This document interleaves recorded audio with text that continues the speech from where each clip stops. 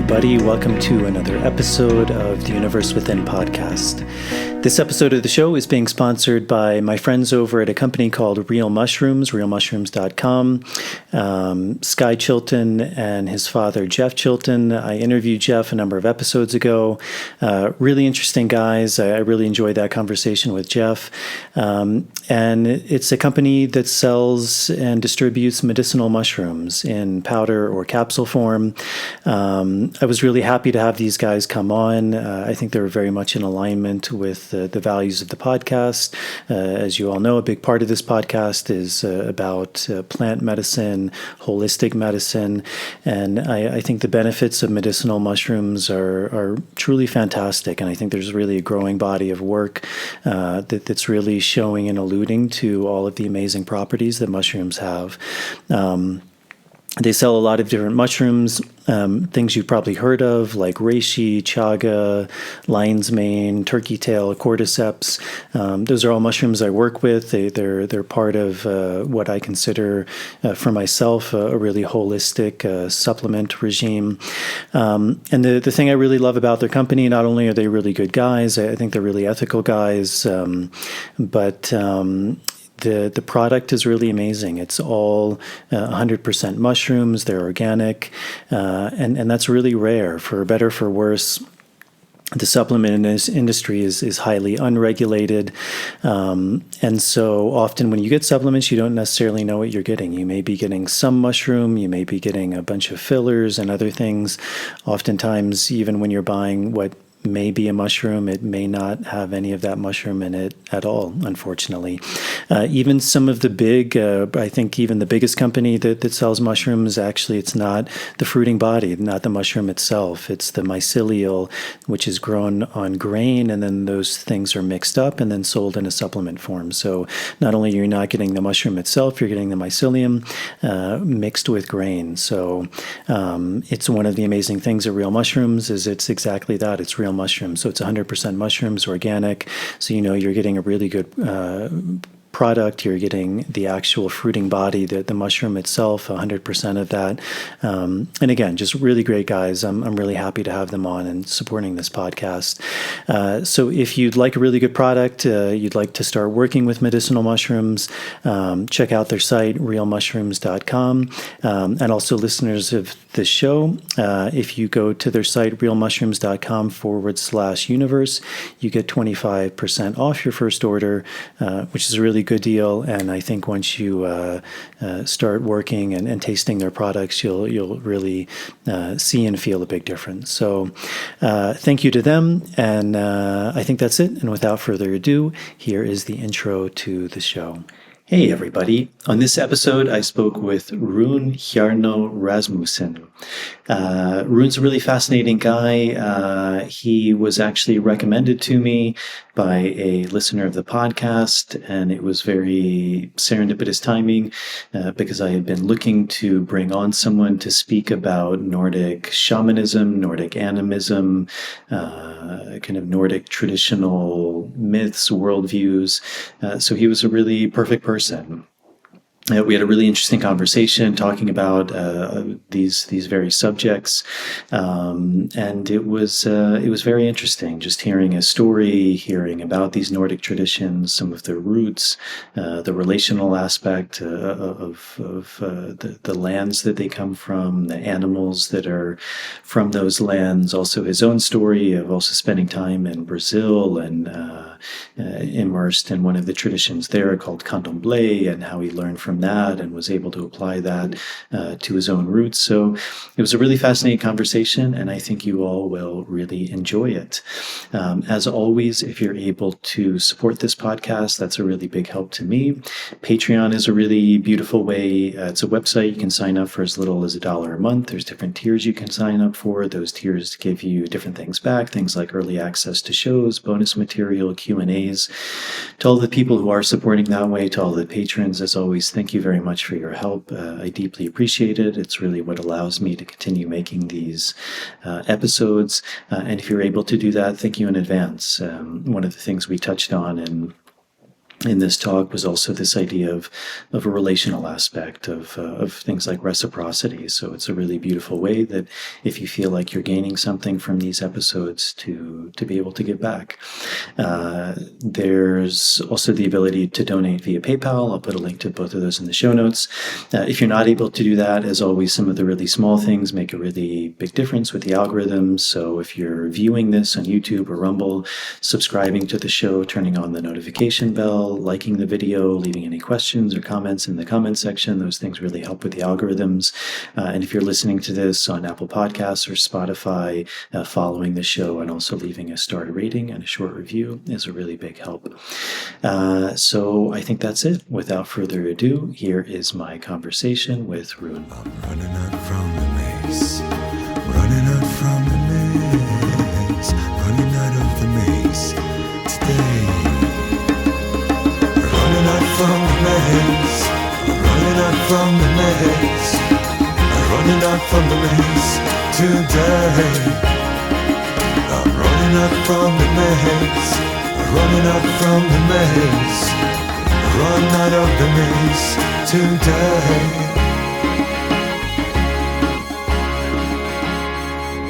Well, great. Well, thank you very much for coming on. I appreciate it.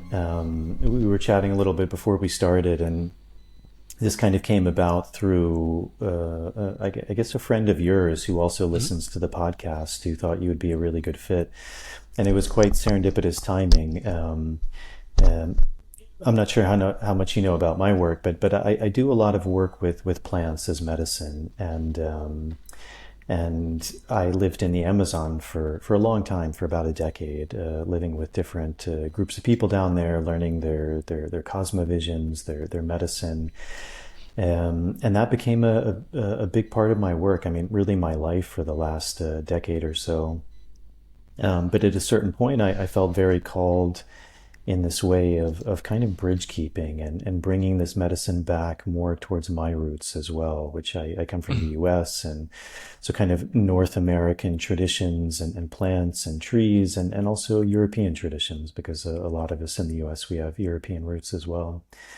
So it really started me on a fascinating journey. And so it's been really interesting for me kind of relearning about some of these more traditional European paths, like the Celts, the Druids, the Nords. So like I was saying, it was quite serendipitous timing that this friend of yours reached out.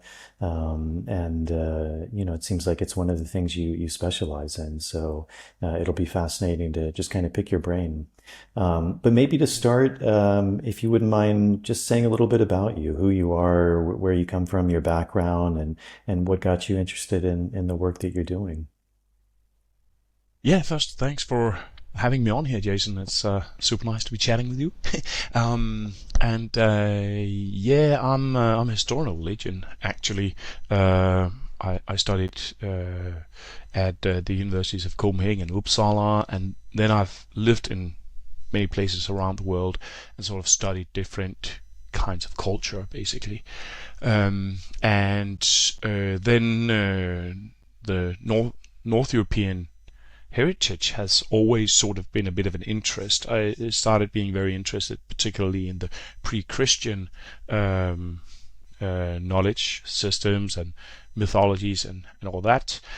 And then I have become more interested in the folklore from a slightly more general perspective, historically, as basically an expression of what is sometimes called indigenous knowledge today.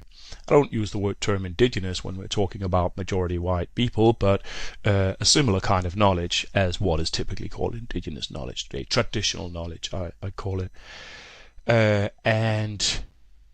So that's my background to think with that stuff. And when we are thinking about the traditional knowledge of those people who have mainly been racialized as white people, then we are also brought into consideration and brought into thinking about a lot of the ugly stuff from history that we sort of have to kind of deal with in the process of approaching this material. So so yeah, so that's kind of I come from an academic angle, but it's also a kind of academia that today steps into what scholars would sometimes call an insider view, which is basically that today a lot of cultural scholarship has a less othering way of, you could say, less arrogant way of trying to understand the knowledge forms of practitioners of different kinds. So what got you, do you have, I mean, sometimes this is a big question, but do you have any idea of what sparked that interest in the first place? Was that something you were interested in since childhood, or there was maybe some event or series of events that really got you interested in that? Well, yeah, I think I was interested in religiosity since childhood. I mean, some people are just a little bit more, have a stronger inclination in that direction than others.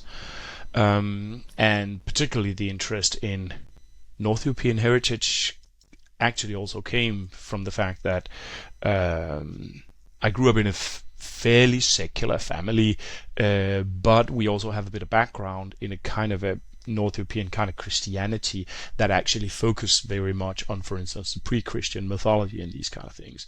It's kind of weird. You have a form of Christianity in Denmark that basically sees the Nordic myths and the Nordic story world as kind of the Old Testament of our people almost. So I kind of grew up with these stories and mythologies and you know, heroes and gods and these kind of things in being told as stories basically, and that of course also enforced my interest in these things. And then, you know, being a young man, you know, like many people today, I've been a bit of a seeker and studied a bit of occultism here and other the spiritualities of other peoples, and these things have then sort of coalesced into this this idea or perspective that I'm trying to open now, of basically thinking indigenous people of, or indigenous knowledge of majority population, or traditional knowledge of majority populations. So this is another quite big question, and you don't necessarily need to answer, but you know, it's interesting because you brought up this point of the difference between even how we use words, something like indigenous or traditional, but often I think a lot of people like use that word other. I think from a lot of the cultures of people who are listening to this, even that word indigenous, like it kind of conjures up this idea of people in a faraway land, very remote, and yet at the same time, like we were also mentioning a bit of this word connectivity. I mean, at our root, we all are the same people, and everyone comes from some sort of tradition. So it's kind of a big question, but speaking specifically about European traditions or even Nordic traditions, are you able to kind of give the audience a bit of a history or background of kind of how you trace those things? Like what are the roots? What are the traditions? You know, and again, it's a huge question because it depends how far back we want to go. But Yeah. like what would have been at the roots of bringing up what we would now call something like you know, European traditions or Nordic myth? Like what is the root of that?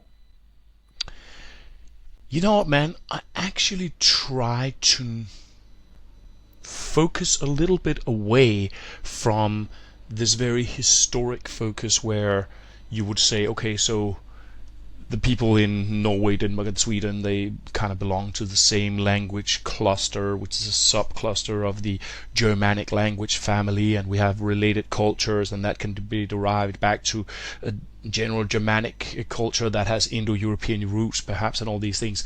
I'm trying to focus a little bit away from this historic notion of roots and to actually focus more on a roots as something that is in our relation to landscapes, basically.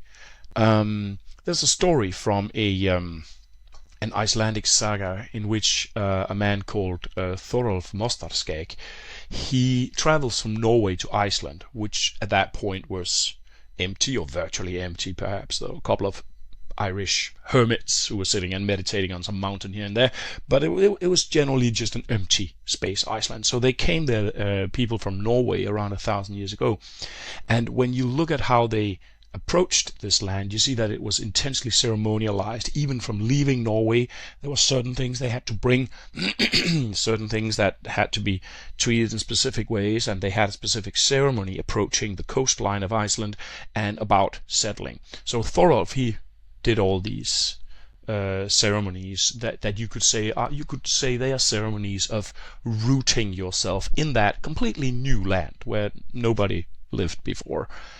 And Thorolf did that, and there were holy sites and different sacralized landscapes around him that he related to. When he died as an old man, a person from his household had a vision seeing Thorolf actually going into a mountain and being greeted by his ancestors inside that mountain. But that was in Iceland. Thorolf's ancestors didn't live in Iceland, they lived in Norway. He was already that rooted in that land after having lived there perhaps the last 30 years of his life or something like that. He was already that rooted in that land that his ancestors were receiving him into that mountain where he lived close by, right? Now, my point is here that this man here, who has a powerful animist perception of the world, he doesn't need to think so much about a specific historic root. He is relating to a specific landscape, and he has a functional animist technology that roots him into relation with that landscape. And that's not to say that he doesn't land in Iceland as a complete tabula rasa without anything in his mind. He has a culture and way of figuring things out. But my point here is just that when we're talking about for instance, if we talk about North European tradition or animism or Nordic animism, the point is in the relating to the landscape rather than in a specific culture or tradition. And I think that if you speak to many indigenous groups, they would probably say similar things, that many Aboriginal Australians, for instance, talk about how law is inscribed in the land. So a specific area of land, a specific area,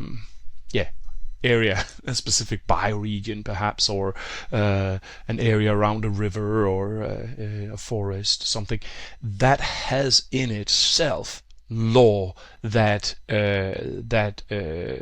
people know how to listen to, and then inscribe their social system, their society, their culture is basically dependent on listening to that law, inscribing that law in their culture.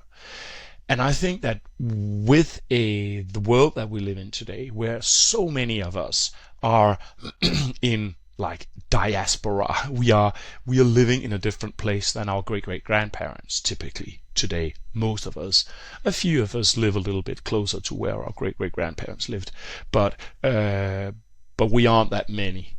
Most humans today live in some sort of diaspora, if you think them in the context of their cultural roots. And I think in that situation in the world that we live in, that it's important that we calibrate our notion of roots into rootedness to land, and make that the focus. So I don't know if it was a cheeky answer to what you were saying, but like what I'm thinking about, so let me just give you another answer. so what I'm thinking about is, most when I'm talking about Nordic animism, is actually basically I'm thinking about a North European biospace that has fluffy borders. I kind of intended this because of what I was just saying. I kind of intended it to have kind of fluffy borders. You know, you could have delimited it in different ways. You could have said South Danish animism, or English animism, or Baltic animism, or whatever you want it to say. But it was I basically wanted a framing sort of around my own general bioregion that could basically enable talking about both the cultural heritage, which is a cultural reservoir for a lot of like settler people in diaspora situations, in for instance in colonized continents. They need to be able to have access to and build their contemporary self-image and understanding with some of the material that is connected to their roots, but also basically to think about those people that are in that space today in Northern Europe, and think how wherever their great-grandparents lived, which might have been in Syria or Somalia or wherever, and thinking yourself in with that landscape. I want to make these kind of tools available. Does it make sense what I'm saying? Absolutely, yeah. You use this word animism. What does that mean to you? How would you describe that to someone who maybe isn't so familiar with what that word means? Yeah, animism is a word that has like many words that has anything to do with culture. It's a word that has a bit of a problematic history. Originally, it kind of meant a childish state of nature where humans think that there are spirits everywhere, or something of that sort. And that was then considered an infantile state of human worldview that would then evolve into more adult ways of being. For instance, contemporary Euro-modernity. But today, a lot of scholars, and also a lot of different kinds of practitioners and indigenous peoples have been taking back the concept of animism and are defining it in a different way. For instance, there's an important scholar named Graham Harvey, who's an English scholar of religion, who defines animism as I always forget his specific wording of his definition. I think I need to learn it by heart. But anyway, the point is that he says that there are people around us, not all of whom are human, but all of whom are deserving of respect. Right? So, as humans, we are inscribed in wider networks of relating and community with other people and persons who aren't necessarily humans, but who also deserve our respect somehow. Also, perhaps if and when we are violent to them, then that is a problem that we need to somehow deal with, which is characteristic of animist culture. Many animist cultures survive as hunters, and that demands specific practices of respect towards the beings that are perhaps being killed in order to be eaten. You mentioned this really interesting idea, and I wonder if you can speak more about it, but that these traditions, I forget exactly how you said it, but that they're in relation to the landscape, to the lands, that the lands actually have a significant power. They influence, they could maybe even dictate traditions, cosmovisions, worldviews. I remember when and again, I use this word quite loosely, but this idea of shamanism, where people who are connected to the earth, who have a worldview that, as you said, recognizes other forms of life, generically maybe spirit or spirits. But I was in Mongolia, and I was in this very isolated part, just nothing around, and I spent some time with these people called the reindeer people. Mm-hmm. And it was the first time where I very much felt the power of this shamanic tradition in relation to the land. I could see how much the land influenced that tradition and that worldview, that cosmology, and a deep respect and reverence of the land, and a deep respect of the power of the land, that the magic of the land.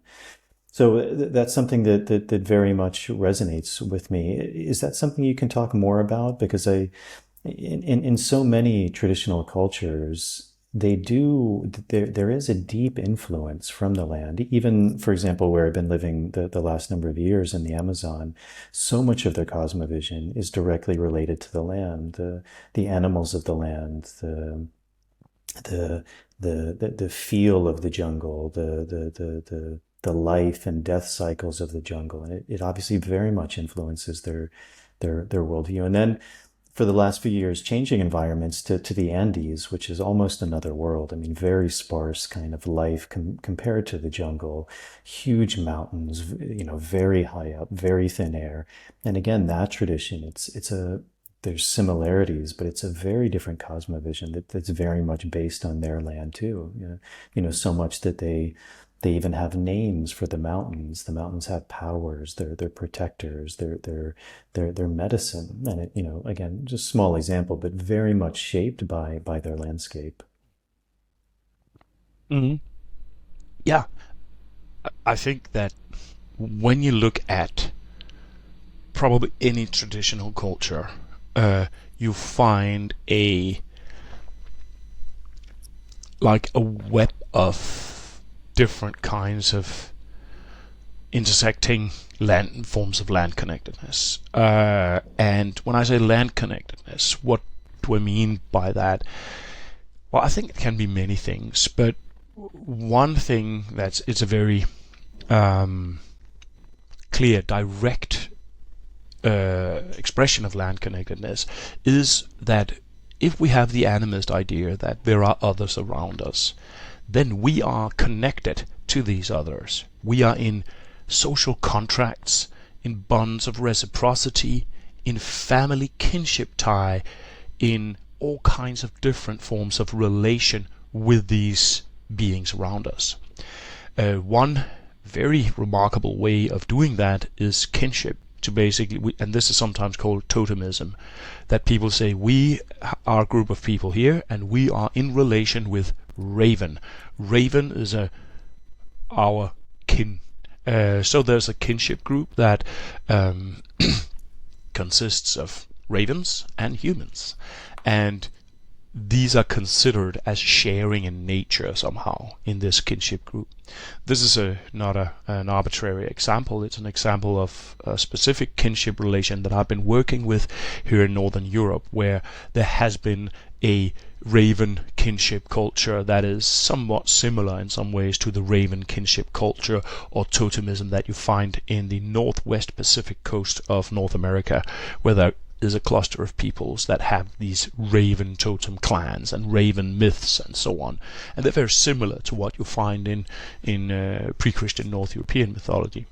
So this is a case of one form of land connectedness, but really it can take many forms, and kinship with animals is just one expression, because there can be how you relate to specific landscape formations. Is a river perhaps a deity? Perhaps this river is that deity which is the origin of a royal house in Nigeria or Sweden.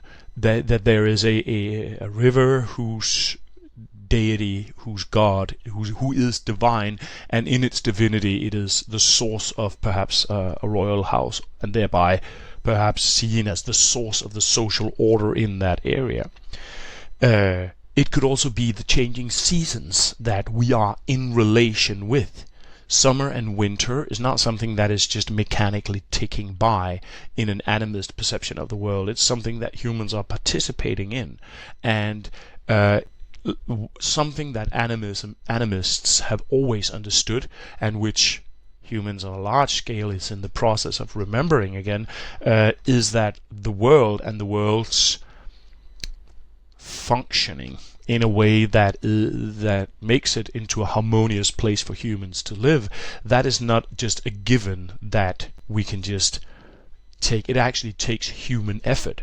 It takes human investment of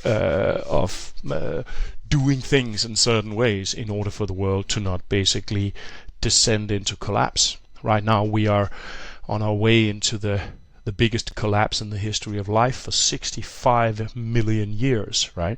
That's because we forgot that humans need to participate in a mutual contributions and reciprocity with the world around us.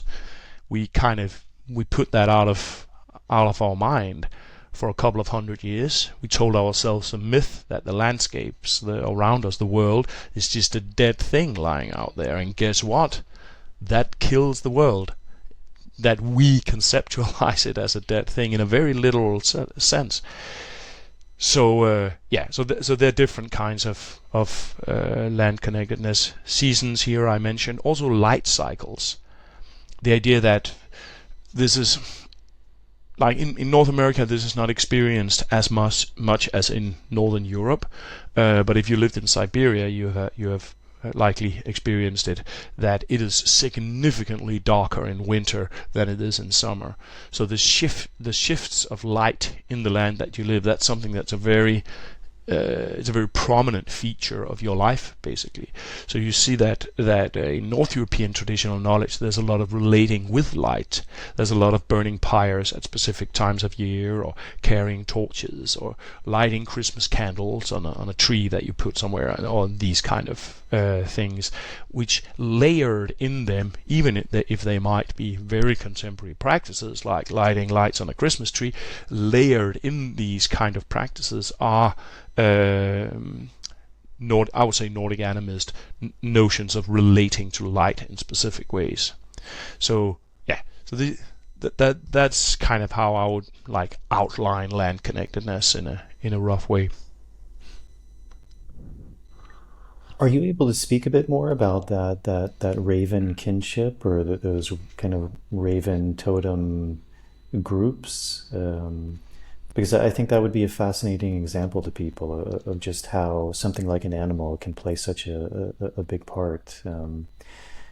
Again, I think a lot of people listening to this have worked with, for example, plants that come from the Amazon, and and you have groups of people, you have traditions that are maybe similarly aligned with a jaguar or an anaconda, and in a way, like you said, there's a certain symbology there. There's a certain kinship, but there's also an actual medicine that's going along with that, and not just a physical medicine, but a medicine of spirit that really plays a huge part in people's lives.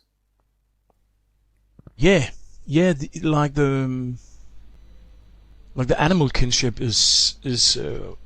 Obviously, it's a huge field that you could really go into, and you could talk about a number of different animals that have had traditionally some sort of kinship relation with humans. For instance, in Northern Europe, ravens are particularly interesting because they are because raven is a trickster figure. And that is very closely aligned with what you see in specific Siberian cultures close to the Kola and Isle and close to Alaska, and down through the Pacific coast in America towards the northern part of the United States. So these people who live in that area, they typically have the idea that raven is a trickster, an ancestor, a shaman, and a totem. Shaman, totem. I think that was it. Now, the interesting thing is that if you look at North European tradition, you find that the raven god, which is called Odin, which is sometimes basically named the raven god, that he is a trickster, an ancestor, and a shaman. And a totem relation in a similar way. So it's very closely aligned. It looks to me as if the raven motif, as you find it, for instance, in Scandinavia and England, is basically a part of a raven motif that you find around the northern hemisphere, basically around the Arctic rim. So you find it among Inuits, you find it among Native Americans, you find it among these Siberians, possibly in other groups. So this kinship between raven and human, that is sometimes visually imaged as a human face, for instance, that is inside perhaps, for instance, a raven mask. So if you have indigenous Americans of the Northwest Pacific coast, sometimes you'll have a raven dancer who's wearing a raven mask, and that can open this mask. It's a transformation mask, and it has a human face inside. Interestingly, you'll find the same motif in North European archaeology. You see raven-shaped brooches that has a human face inside. That symbolizes the entanglement. It's a very literal image of the connectivity between humanity and nature, a piece of nature, raven. So what I think has been the case in Northern Europe is that this is one totemic connection that has been there. It is historically very visible because it has been the totem relation of powerful groups, powerful families, royal families.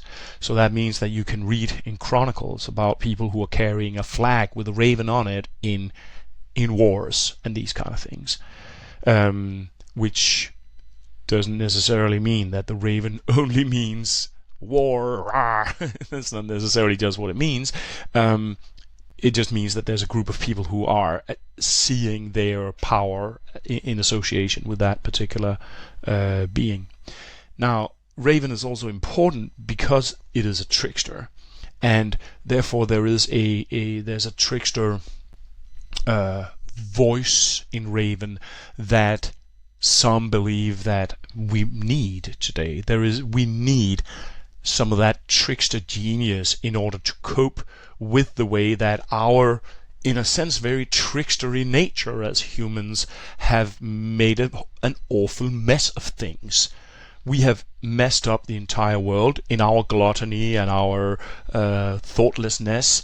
In a sense, we have acted in a way that's comparable to how raven acts in many American stories, and now we need the raven genius to get us out of this pickle that we're in again. So the raven has that trickster function in it. I seem to remember that there is a prophecy in relation with South America. You might even know what I'm talking about, relating to the condor and the eagle, where some shaman from, is it Peru or something like that, is talking about how the eagle represents a specific kind of power, and the condor has a similar trickster-like role as you see in raven. The thing is that they are, what's it called now? Birds that eat carrion. And that means that is part of their trickster nature, that they eat something that is inverted. It's disgusting for other people, right? Carrion, and it also makes them a symbol of the transgression of the barrier between life and death, where a bird like an eagle is much more a symbol of power. It's a bird of prey that descends in cinematically aesthetic violence and kills something and eats it, which is why, for instance, many empires and great nations who want to protect their power, they would typically choose eagles before they choose birds like crows and ravens as their crest, for instance, right? Which is an old tradition. The Romans had an eagle, had eagles on their standards.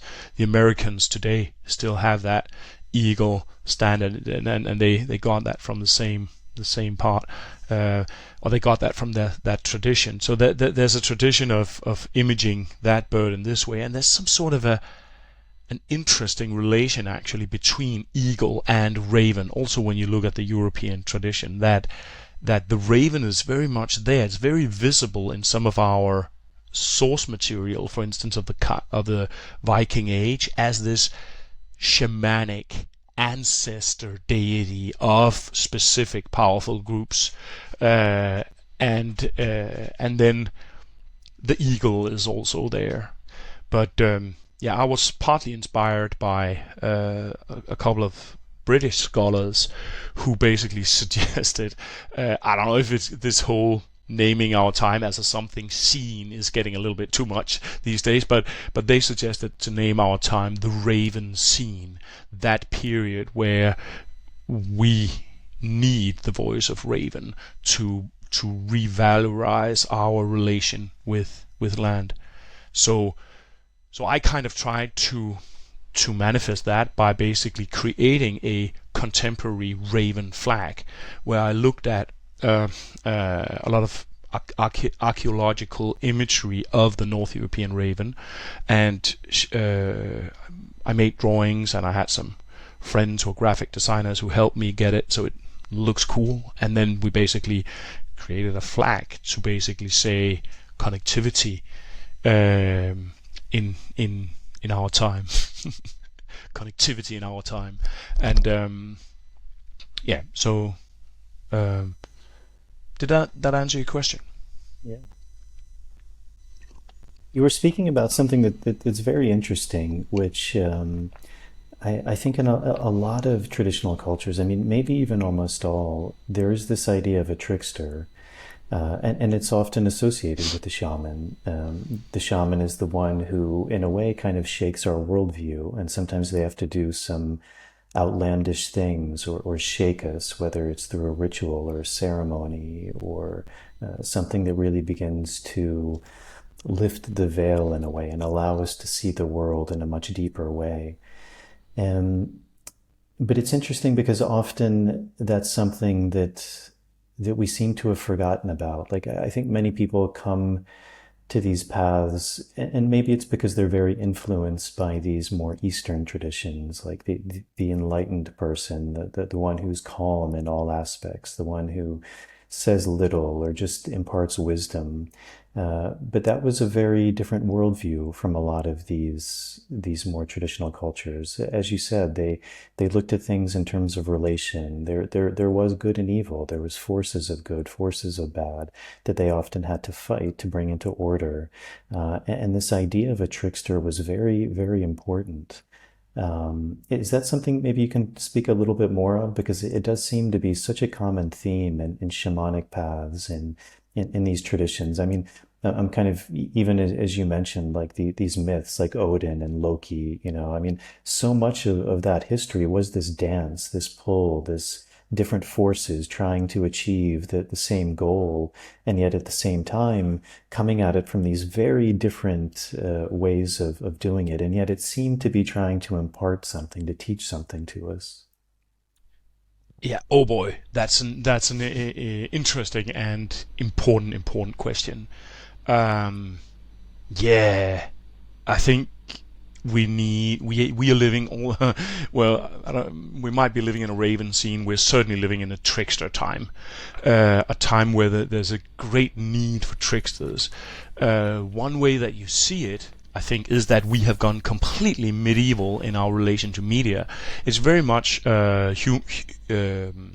stand-up comedians who are actually saying they're actually the ones doing something that resembles critical journalism. Critical journalism kind of evaporated, doesn't really exist anymore. But stand-up comedians, the tricksters, the clowns, they're the ones who can actually say powerful truths. And I think that is just one very symptomatic aspect of that we live in this age with an enormous demand for that. And I think that what you talk about is, in a sense, I think it is a very deep truth about reality that stuff like humor, for instance, or clowning, or inversions, or transgressions, they are very, very necessary. And they're necessary for a number of reasons. One of the reasons is that if you have two things here and you want to create relation between them, then a transgression is necessary. That you have to go out of one category and be in an interspace at some point and go into another category if you want any kind of relation to happen in the world. Now that is the reason that in almost all traditional cultures and animism, you find that tricksters have very important roles. You find that humor plays an important role, where I'm inspired partly by Tyson Yunkaporta, this Aboriginal Australian thinker, and he talks about how a certain element of humor is deeply necessary in order for our minds to basically attain some level of connection, basically with what we're trying to understand. So if you're trying to communicate something and it's boring as flip, then you're actually not creating relation with it. I think it's also, this sometimes makes a bit of a problem when, for instance, internet spaces, when humor gets banned or gets too, in my view, sometimes too difficult in internet spaces, or we get so afraid of stepping on someone's toes that we even stop trying to be funny at all. I mean, I tried to be funny a couple of days in a Facebook thread, and I'm not sure I really succeeded. I'm not sure the person that I was commenting on actually really appreciated it, but I tried. I possibly failed, but no, I didn't get any negative feedback on it. But we do need that aspect quite a lot, and that is actually serious. I think because if we don't, then we risk a world where transgressions, also between different persons, become very difficult. And tricksters, they live in that interspace. They live in that space between different categories. That's why we behave in crazy ways on New Year's Eve, because it's in the interspace between one year and another. That's why we behave in crazy ways on bachelor's nights, because it's the interspace between two important social systems, being unmarried and being married. And historians of religions call that liminality, and it has to be there. And it's difficult. Like, I mean, when you look at, take that example I started with, the characteristic of our time, stand-up comedians. They play an important role.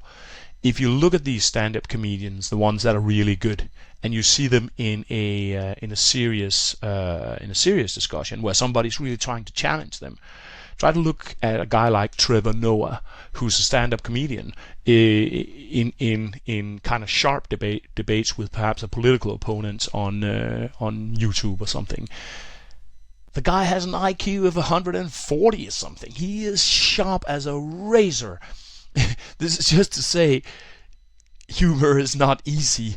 It's difficult, and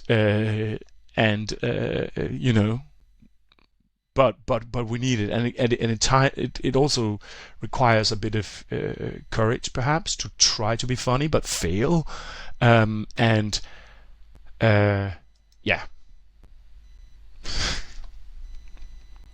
Yeah, good.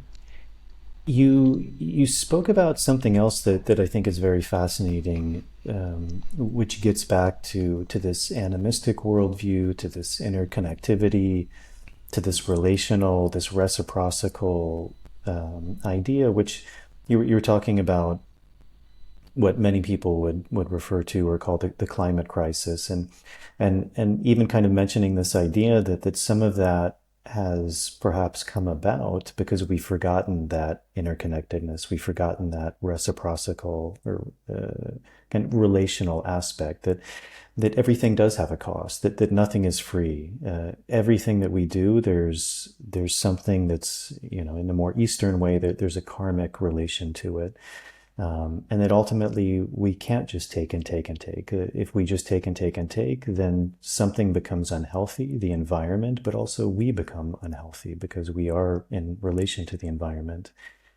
And it's also, I think, a very traditional or indigenous worldview, these ideas of reciprocity, of relationship. And it's an interesting thing that I see that a lot of times in response to a perceived crisis, such as the world is ending, or, we're killing all of life, there's often this kind of extreme view that humans are the problems, that we're parasites, and that the world would be back to a Garden of Eden if we were just gone, which is very antithetical to traditional worldviews, because again, it's seen that man or humanity has an integral part in this system of nature. In the Amazon, for example, where I spent a lot of time, they wouldn't say that the jungle was just completely wild. They would actually say that humanity has its footprint, it has its imprint. It takes a little bit of this and it moves it over here. It sees this as medicine, so it begins to cultivate it in a wider space. For example, there's a medicine you've probably heard of called ayahuasca, which part of it is a vine that grows up a tree. And it's very beautiful, but like the nature of the vine is eventually it will kill its host. That's its nature. But if the vine is pruned, is cut, is used as medicine, then it can actually save the tree, and then eventually the vine grows back, and that relational aspect then continues, that there's kind of a harmony, which in a way everything is served by that. And so just kind of pointing out again this relational aspect between humanity and nature. And it seems to be something we often forget about, these ideas of reciprocity, of relationship, and also kind of this idea of going to extremes. I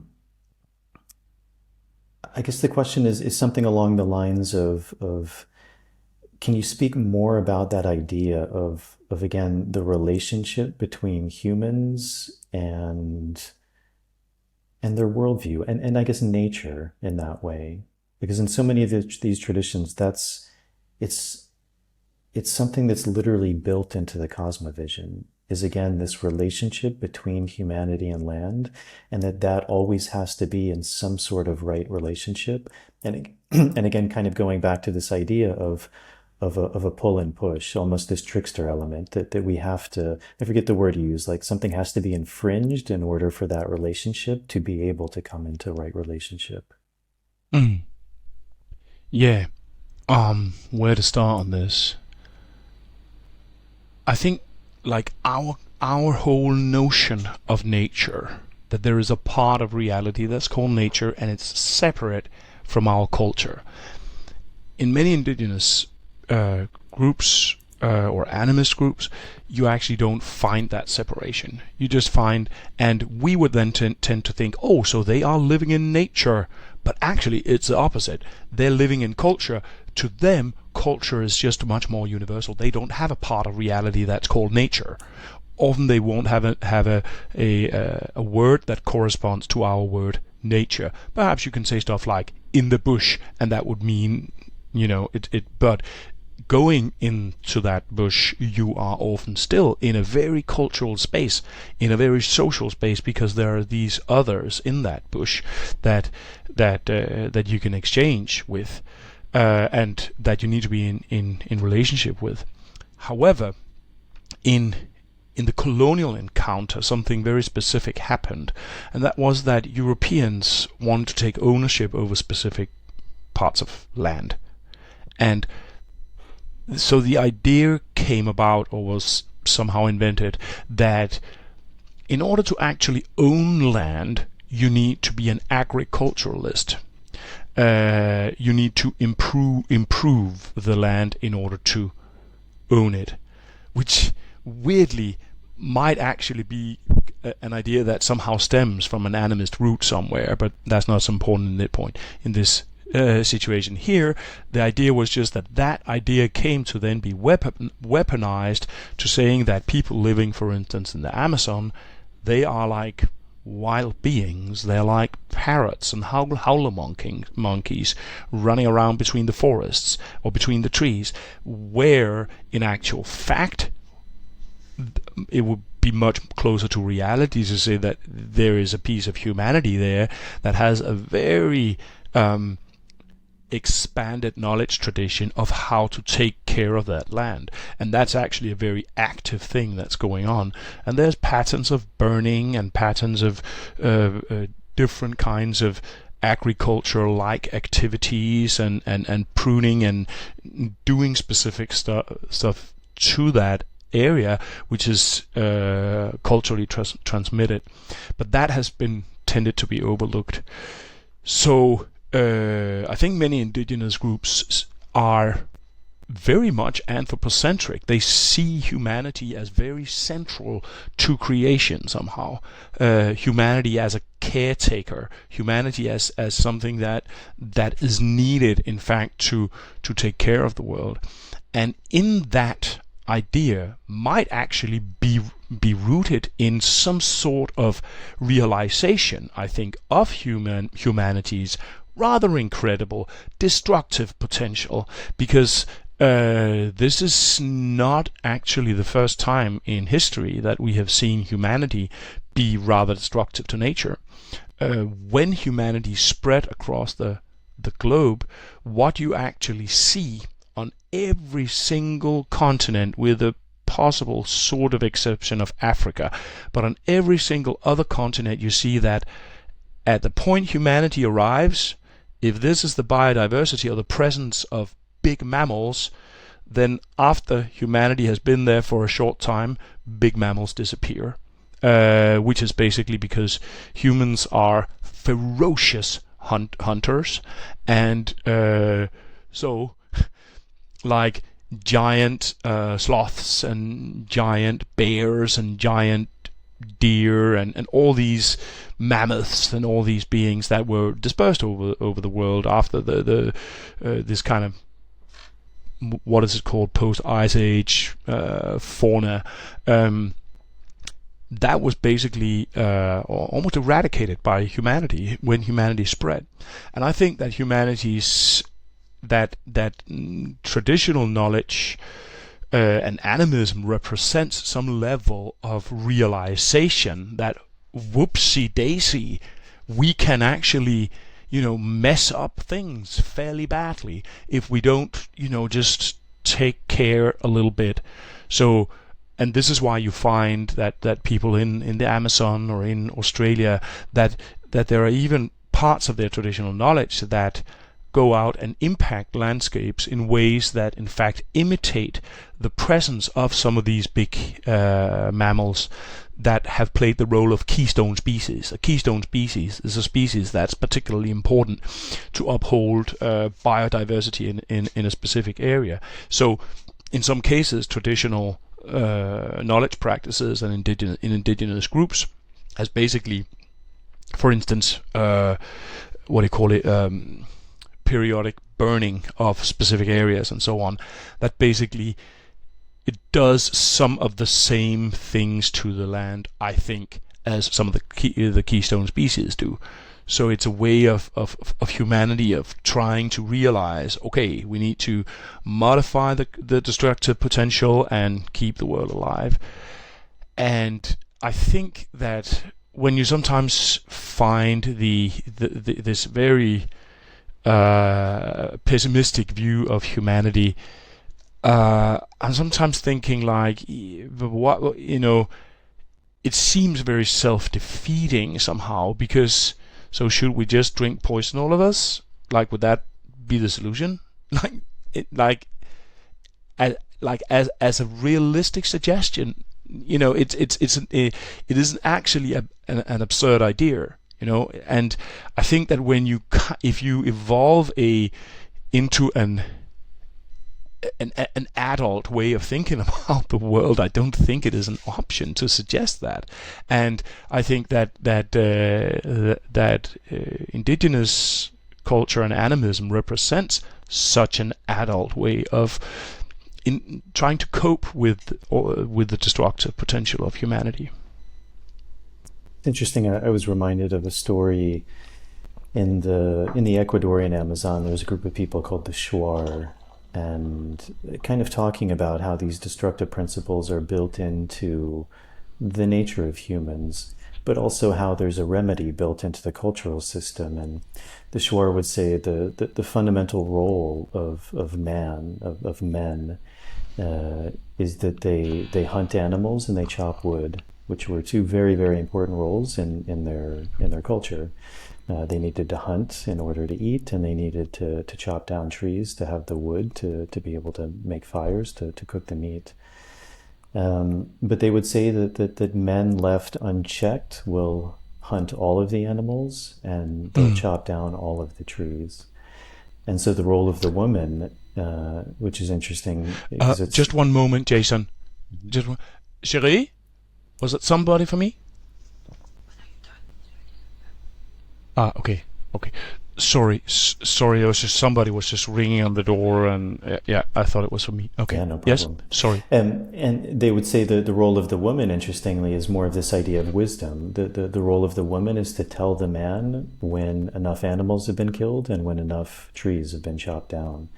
So it's this interesting way of one kind of recognizing, as you were saying, this inherent destructive principle of humanity, but then also having a built-in system within their culture of being able to negate that. Yeah, that makes a lot of sense, and you probably find these stories in many expressions and in many forms. I think the North European tales have very strong cautionary tales about what is called the Ragnarok,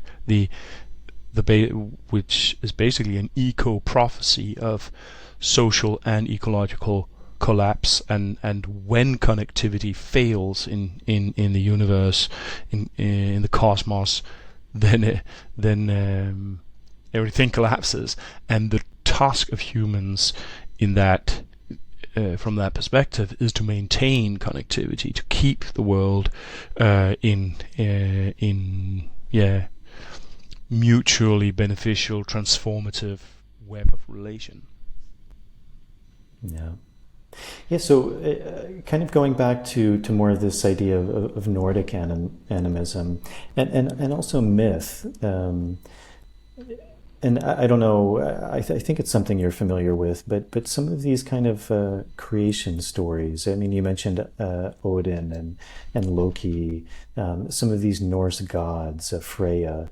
Is that something you could, if you're familiar with, maybe share a bit with the audience? Because another one of the things that I find very important in a lot of traditional societies are these myths, these stories, that it's seen that they're not just kind of, in a way, cute stories that are meant to be told to children to entertain them or to put them to bed, but for example, one teacher of mine would say these stories actually contain healing codes that are actually built into the stories. And much like you were saying with the raven, like it's meant to impart in us something, certainly knowledge, information, morals, perhaps, ways of being, but even potentially beyond that there's deeper wisdom that when we're imbued with those stories, they actually become a part of us, and they can help to allow us to live our lives in a way that is much more in harmony.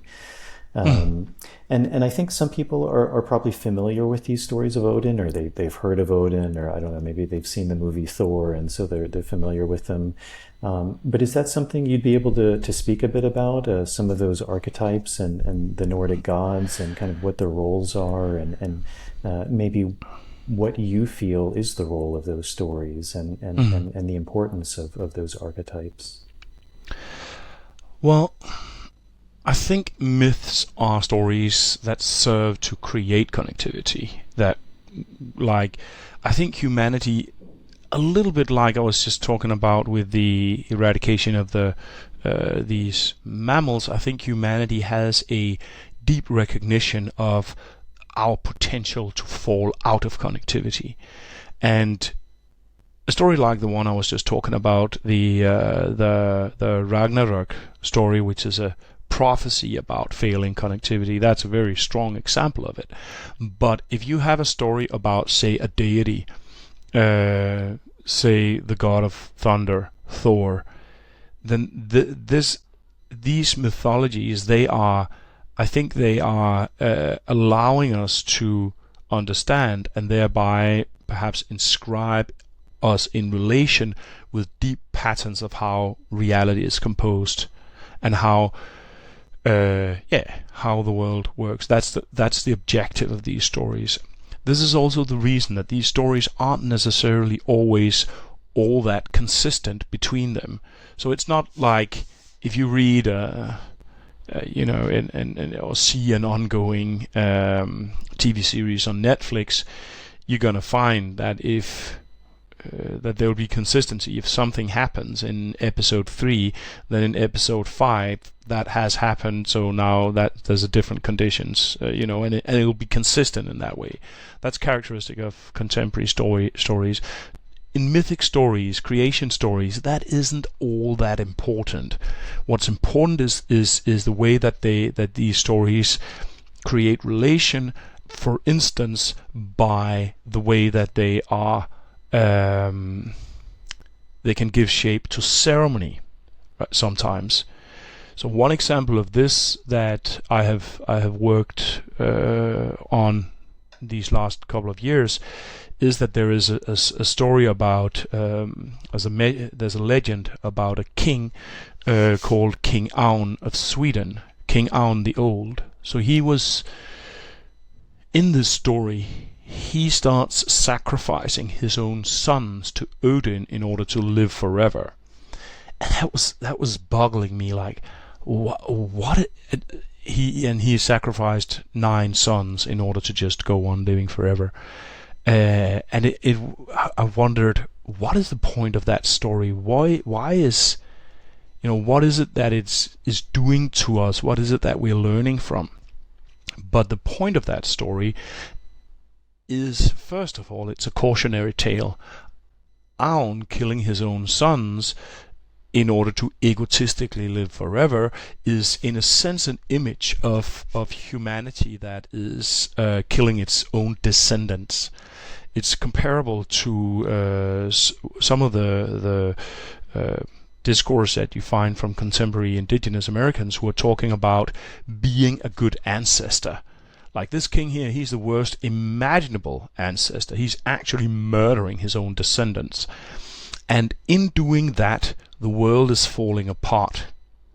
Now, and I think that this falling apart is comparable to the Ragnarok. We could say that we are like Aun. We are, in our overconsumption, similar to this cannibal king who just wants comfort for himself and therefore murders his own descendants. Now, what that story is, in a sense, prescribing ceremonially is that the sacrifices of these 9 sons actually mark out a period of time, and when that period of time has passed, we ought to actually have grand celebrations for the purpose of invoking connectivity back into the world because of this ongoing rupture. If we are like Aun, who ends up, in this king, he ends up lying in his bed just drinking milk out of a baby bottle because he can't move. He goes on living and living, but he ends up completely incapacitated in paralysis. And this is a kind of an image of our humanity today. We live in such extreme level of comfort that which is predicated on this violence. But then what happens is that in the Nordic animist reality, there's a lot of relating to these cycles of light that I mentioned before. what happens is that the sun and the moon sometimes align in their cycles. It happens a little bit too often, but it also happens with an 8-year interval. And these 8 years are actually that period with which Aun's sacrifice of his 9 sons took place. The thing is, there's some detailed stuff about the counting and medieval counting, which is weird. I'm not going to go into it right now. Just accept that 9 sons means 8 years. And this alignment, you could say it is a healing of the relation between the sun and the moon. So the sun and the moon don't always follow each other. It isn't always, for instance, new moon on the winter solstice. And like you'll have noticed that, it's not always full moon on your birthday, for instance. But sometimes the sun and the moon fall into sync at the beginning of the year. And when that happens, that has been perceived as a state of healing, a state of wholeness. And invoking that wholeness is, in a sense, dictated or prescribed by this grotesque and rather gruesome myth of an old king who's murdering his own sons to live forever, right? So that's a case of a piece of mythology that could be seen to basically prescribe specific ceremony to call on healing. We actually kind of gathered a group of people to make the announcement of the particular time of these healing ceremony, which is this year now, 2023, which is why it's very present in my mind, because we've been talking a lot about this. But yeah, so that is one example of how a piece of mythology can work, I think, from an animist perspective. Deities, I think that there are different kinds of animism in different parts of the world, and that kind of animism that has these kind of deities like Odin and Thor and Freya and these gods that are a little bit like the Olympic gods, that is something you find in specific locations around the world. You find it in Northern Europe or other parts of Europe. You also find it in West Africa. Systems such as Voodoo, Santeria, and in Brazil, Candomblé, they operate with a similar form of deities. You also find it in China. You also find it in Hawaii. I think in Mesoamerica you also have these kind of Olympic, let me just call them Olympic style deities. So this is a kind of animism, and that is of course also connected to a whole system of how to practice religious knowledge and ancient songs and so on. Yeah. And with Nordic animism and again speaking about this idea of relationship to the land and how much a land plays a role in developing cosmovisions and ways of being, are there any ways that you would describe that Nordic tradition, maybe that's separated from other traditions, or things that are very unique to it, or even characteristics? Because I think it's something that a lot of people aren't familiar with. So when they hear that phrase Nordic tradition, I mean, there may be some vague, kind of, maybe they believe in Odin or Thor, but I don't think there's a deep grasp of like maybe what that looked like, or what that felt like, or what those cosmovisions were embodying, or what the daily practices were, what the rituals were, what kind of the tangible things that you could really look at that and say, wow, that's really of those people, that's of that land. It's something that's very, very tangible in that way. Yeah. Like, animisms are always culture and region or landscape specific. So if you have an East African animism, it will have certain specific, and certain things will be important, and certain practices will express respect and so on.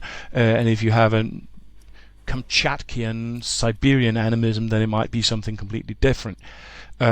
What Graham Harvey points out, this important animist scholar, is that respect is a very important general, I will almost use the word universal, but let me call it general principle in animism. So if you ask about what is characteristic of Nordic animism, then I would say that there are specific characteristics, and they might also be a little bit different in different parts of the Nordic region.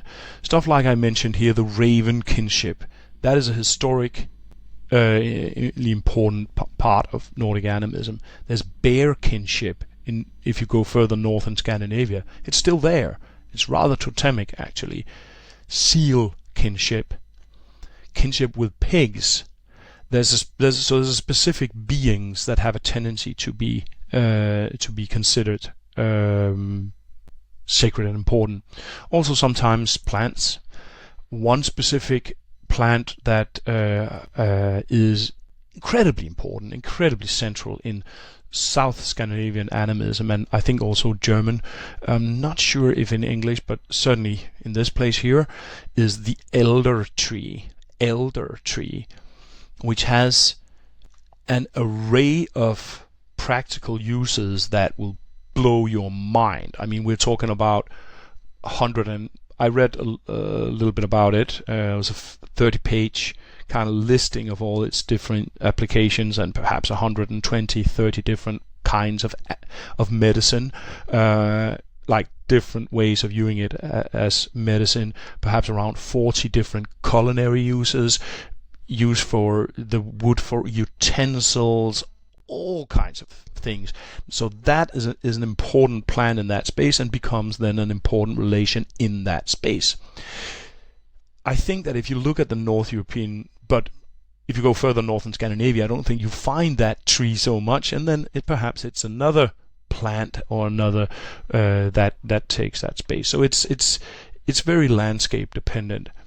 I think relating to these shifting lightscapes is very characteristic of Nordic animism. If you live in Northern Europe, you're living in lightscapes that change a lot with the passing of the year. That then also means that there is a particular relation to the use of fire. So there's been relating to, for instance, practices of making a sacred fire, or treating a house hearth as a sacred being in specific ways. These are also characteristic of, I think, all Northern Europe, these particular ways of dealing with fire. One particular topic that I have become aware of, and I really wanted to go into more, but I found it a little bit difficult to explore, is that when you look at animist practices around the world, often you will have some sort of product that people would like to consume, and when they consume it together, that affirms a connectivity between them. So tobacco among indigenous Americans, cola nut among specific peoples in West Africa, coffee in East Africa and Ethiopia, sorghum beer perhaps in South Africa, and so on and so forth in different countries around the world. I'm sure if you have lived in the Amazon, you can probably tell about specific products that they have that they enjoy sharing with each other, but which then also plays an important role, not only creating relation between humans, but also creating relation to landscapes or others in the landscape, right? Now, in Northern Europe, beer has had that role. Beer traditionally has a role that's very similar to the role that tobacco has among indigenous Americans. That thing that, like people from the Ojibwe, they would probably bring tobacco in a hand if they visit an elder. So they bring tobacco as a way of showing we are now, or asserting we are now in a positive relation. When we visit each other today, we bring typically wine. That's just what's popular today, but in my father's childhood, when the milkman came by a farm, there would be a big barrel with newly brewed beer standing inside. So the first thing he would do when he came would be to take a bit of beer as an kind of a ceremonial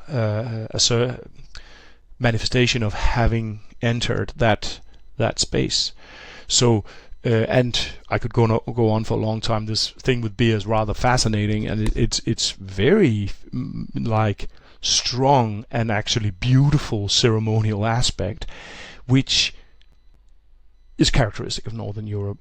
Now you can see how that is layered inside our contemporary culture without us knowing it. Drinking beer today is something that we do often and together with our friends, and if you and I had met each other in Lisbon, it's possible that we would sit, have a beer, and say cheers, and then start chit-chatting. That would have been a characteristically European thing to do. Perhaps we would have taken tea. It's a similar kind of practice, But you see how layered inside standard normative majority culture our animist tradition, it's as if it's just below the surface. So if we can open and find this animist content, then we can reformat parts of our culture in a direction where our culture becomes less destructive, for instance, to the planet.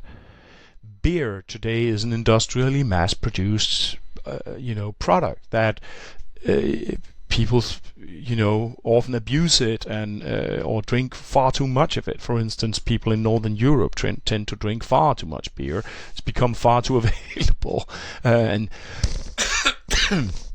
but there is this potential, I think, in majority animism, and so now I'm talking about animism in a slightly wider context than just Nordic animism, but there is this potential, I think, of realizing our normative culture into less destructive patterns. There was another example of this which actually related to the Aun myth that I told before. I spoke to Tyson Juncker-Porter, this Aboriginal philosopher, about this particular myth, and then after I'd spoken to him, I suddenly realized that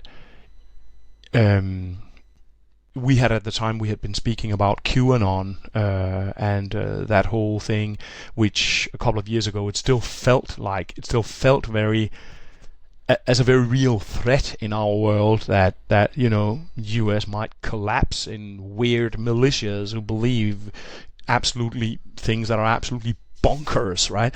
And it just dawned on us that in fact the Aun myth sounds like a real creation story describing something that QAnon believers are sort of failing to articulate with QAnon mythology. Like, QAnon mythology is absolutely hilariously weird. Like, Hillary Clinton is the kingpin of a global sex cult. It's absurd, right? But what does the mythology actually say? Well, it talks about power exerting violence toward destructive violence on children, on the coming generations. Perhaps QAnon believers are sort of failing to articulate some of the stuff that some of these indigenous Americans are actually trying to articulate. Let's be good ancestors. We are being horrible ancestors. We are being like Aun. We are cannibal ancestors. We're abusing our descendants. So that is a potential of the stuff like the Aun myth. It can lend real, harmonious, positive patterns of relation to stuff that has gone absolutely array. The what do you say in English? The wheels have, when you go into QAnon mythology, it has gone completely off the track. If you have a wise and consistent with integrity way of thinking with traditional knowledge, then it has that potential to basically heal some of the most destructive patterns of thinking that are there in our reality today.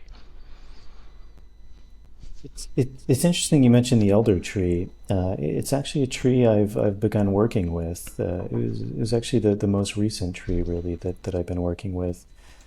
And as you said, it's quite amazing because even different parts of the tree have very different medicine, which is quite rare for a tree. Usually different parts of the tree have a very similar medicine, but each part is so different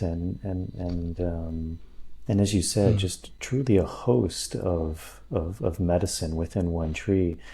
Are you familiar at all, or have you heard anything more just out of curiosity about kind of the magical uses? Because in a lot of these Northern European traditions, it was considered a tree of magic. I think maybe even in Scandinavia or the Germanic traditions, there was this idea of the Hildemor, the mother, which is a very even Amazonian way of looking at trees. They would say every tree has its mother, it has its owner, its spirit. And that seems like something that was very present in a lot of these traditional European traditions. There was this idea of spirits, of energies that embodied trees, that embodied aspects of nature that could be communicated with, and the elder was often, in a way, one of the main trees that some of that knowledge seems to have still exists even in present day. Often people will be very maybe mindful around the elder tree or maybe the hawthorn tree, like you shouldn't cut it down because then the fairies will come, and even the fairies have a bit of this trickster quality to them. They can be very good, but they can also do harm, and it depends on your relationship to that. Is that maybe anything else you're familiar with that tree specifically, or just kind of more of that magical element to some of these things? Yeah, I think that from a traditional knowledge perspective, I'm not sure that people would, or I think that people probably wouldn't distinguish very sharply between what we would call magic and what we would call, say, conventional medicine. The fact that elder flowers can be made into tea, and that tea can be good if you have a fever, that is in a sense part of its agency, and that agency is also what is employed in operations that we would perhaps name magic. I think with the elder specifically, as you say, there is this idea of the elder mother, and yes, there has been all kinds of practices of like you certainly can't defecate under an elder tree, or you should take off your hat if you pass by it, or greet it in specific ways, or and cutting it down is a very serious business. The thing is that elder in southern Scandinavia grows all over the place, so sometimes you have to cut it down. And then there are complex ceremony about that. How do you do that? To me, it seems that there's been a general idea of trees as sometimes sacred, and if you look at the Scandinavian area, you often find that there would be a sacred tree attached to a farm, and that tree should then be given specific things, typically beer, on a specific days during the year or something like that. However, and these sacred trees can pretty much be any kind of tree that kind of take up that specific role. The elder tree, it almost seems as if every single kind of specific elder tree is a sacred tree, because it's so charged, and there are then specific practices around the elder that seems to impart an animist agency, a magic, let's just call it magic, that for instance you are now it seems are we still online? Yeah, we just cut out for 1 second, but we're back now. Okay, yeah. Cool. I'll just get back on track. there are a number of practices that have this kind of magic nature when it comes to the elder tree. And you know what? There's so many I can't even remember them. But like burning the wood should be good to clear a space of ghosts. This is one that just springs into my mind. It has had a very strong healing agency in it, which means that people have had practices of walking up to it and asking it to take over afflictions that they had themselves. So a vast number of different afflictions you could basically ask the elder to take over. This elder mother and sometimes plural elder people, that there are some specific little people living around it, could also be dangerous, and you could be elder shot, a little bit like, I think in English you can be fairy shot. So it would require treating this tree in certain ways.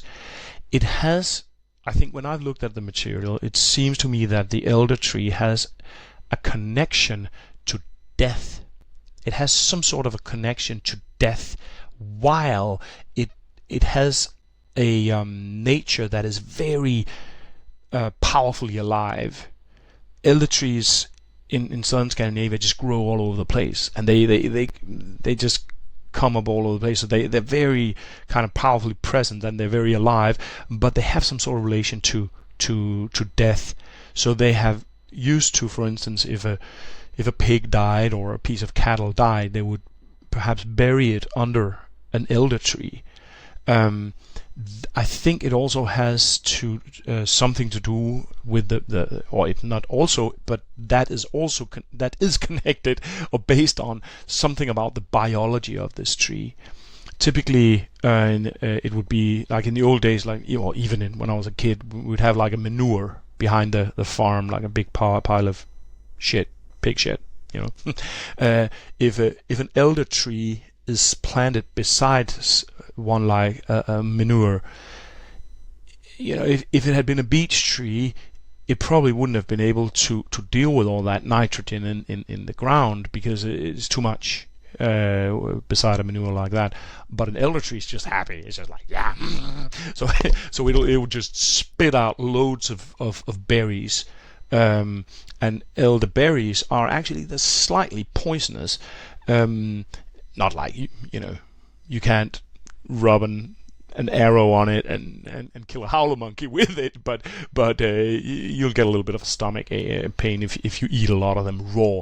But then if you boil it for just 15 minutes, you create elderberry soup, and that is very, very, very nutritious. So there's a lot of like powerful life energy in that weird little tree that grows beside the manure, or you bury a dead pig below it. There's also something about its branches that they have a tendency to look a little bit like human bones or something like that. So there's been mythologies that perhaps it was Judas, after having killed Jesus, hanged himself in an elder tree. And these kind of mythologies express something, and I'm not sure exactly what, but they express something about the power of that plant. Have you read a book called The Immortality Key? Brian Muraresco, I think was his name. He's a very interesting guy. He's a scholar, an academic, a linguist, and he's been spending, I think, the last 10 or 20 years of his life really looking at these kind of Christian and even pre-Christian traditions. And he does a lot of work actually with this idea of beer. And actually his kind of theory is that beer was kind of a generic name that was fermented products, but that specifically were perhaps laced with much stronger plants. And that a lot of these pre-Christian traditions that then kind of weave together with Christian traditions actually were based on these very strong brews that were kind of generically called beer, but that these beers were actually, again, a combination of plants that kind of put people in a state, as you said, where there was a deeper relation with the land, maybe perhaps like how ayahuasca is used or tobacco is used or some of these stronger plants, mushrooms, and that his kind of theory is that actually all of these traditions, like beer, as you said, was this very common part of their religion, of their worldview, but that the beer was quite special, kind of different from the beer that we drink today. Yeah, I think it is always possible that people have been mixing different stuff in these like stuff, for instance, beer. I think it is even documented that people have been using, and I don't know the name of these plants, but specific either poisonous or hallucinogenic plants that have actually been used in beer, even in his kind of historically more recent times. So yeah, I think it's a possibility.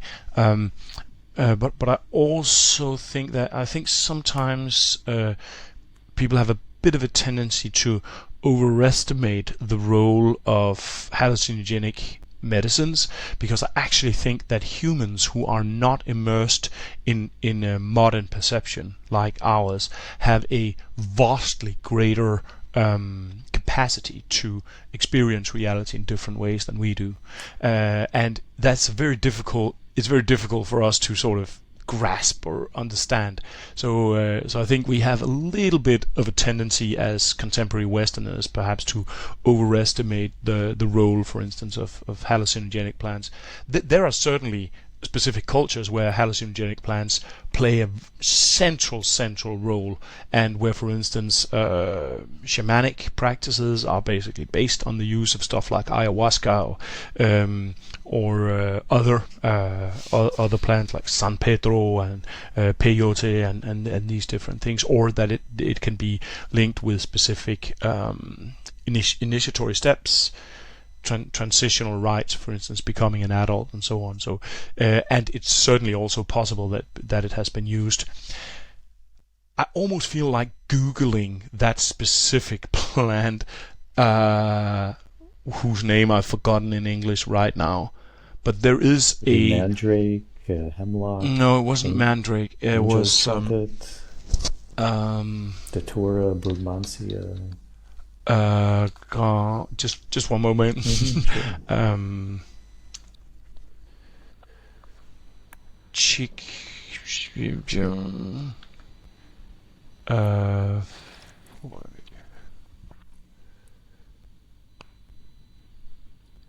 there's a grave with a so-called vulva, which is a female shaman, and in that grave was found seeds from a plant that I am finding right now, which in English is called Hallucinogens henbane. Henbane. Yeah.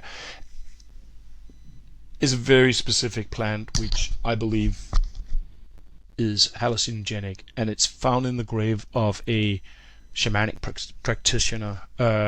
So in such a case like that, there's no question it has played a role.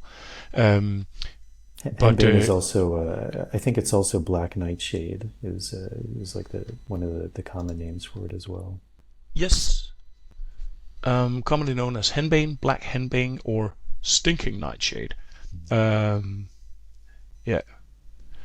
So this is definitely something that has played a role. So yeah. One of the tales that is often relayed was the berserker. Are you familiar with that?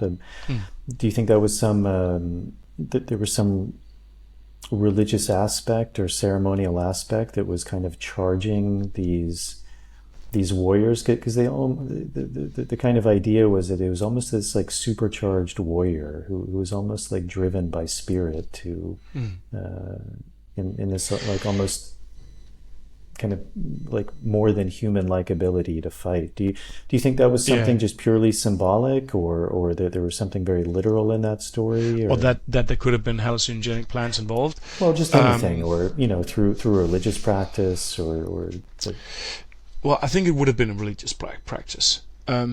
The berserker is berserk, means bear shirt. So that probably means that people have basically been wearing some sort of bear costume. And there are also finds that show people who are wearing masks, or warriors who are wearing masks, and then perhaps they're having swords and something like that. This is actually a kind of culture that you also find in different places around the planet. In Africa you have leopard men or lion men, and this is something that's found across different cultures in a rather large area in Africa. In Mesoamerican culture you had jaguar soldiers, and in I think in North America you had the Cheyenne dog soldiers. I'm not sure exactly about the dog soldiers, but this idea that humans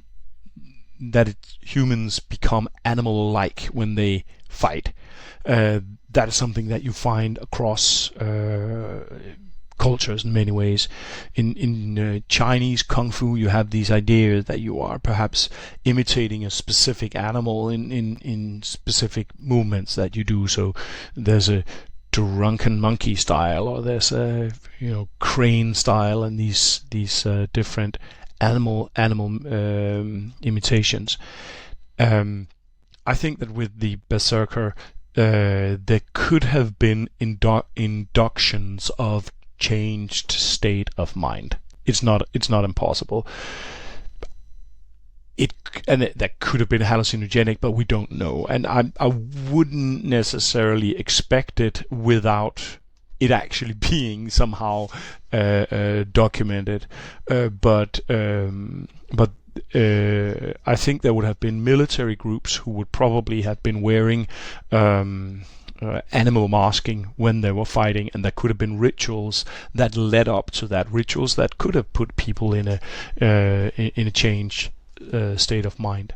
So yeah, and there are a lot of stories about berserkers in like the sagas, and they appear to be a little bit of a nuisance to like normal bourgeois people who just want to go about their lives, and then they're like these crazy people who are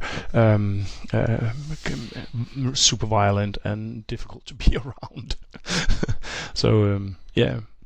But it's not a topic that I'm very knowledgeable about.